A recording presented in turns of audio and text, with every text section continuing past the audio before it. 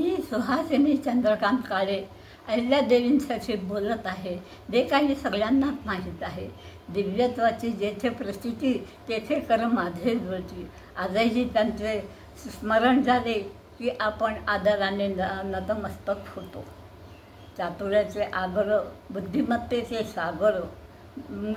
सागर, प्रेमळपणा, करारीपणा आणि मुत्सद्दीपणा म्हणजे अहिल्यादेवी. अहिल्यादेवींचे राज्य माळवा प्रांती होते.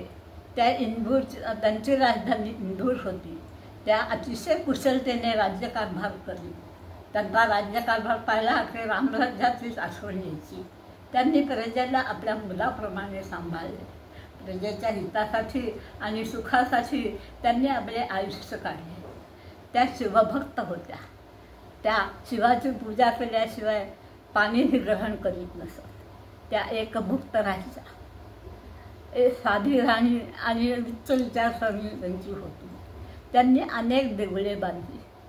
300च्या वर देवळांची त्यांनी जीर्णोद्धार केला. देवस्थानी त्यांनी विहिरी, तळे, घाट आणि पाणपोई काढल्या, जेणेकरून भक्तांची सुखसोयी होती. अनेक कुटुंबांना त्यांनी स्वखर्चाने सांभाळले. विधवा स्त्रिया आणि गरीब स्त्रियांसाठी त्या विशेष लक्ष देत. काही काळानंतर त्यांनी राजवाडा सोडून बंगल्यात राहायला सुरुवात केली.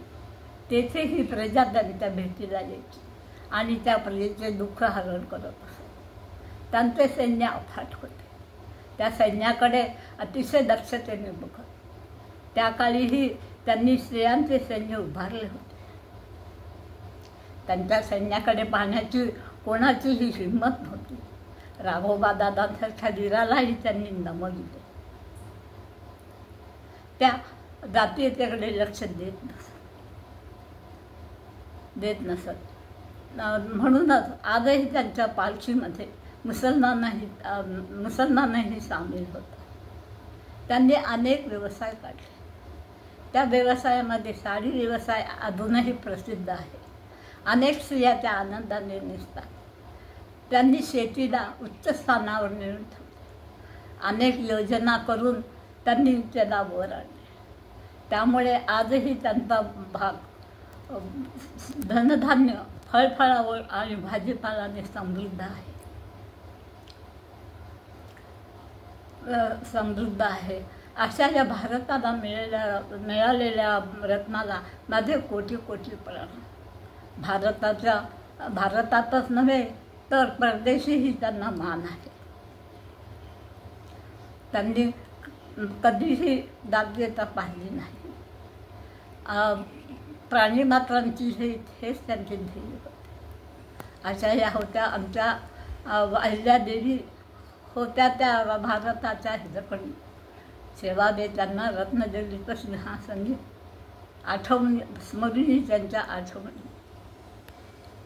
आजही आपण त्यांचा आदर्श पाळला तर आपले हे राज्य सर्वार्थाने पुढे जाईल. चुकांची माफी असा.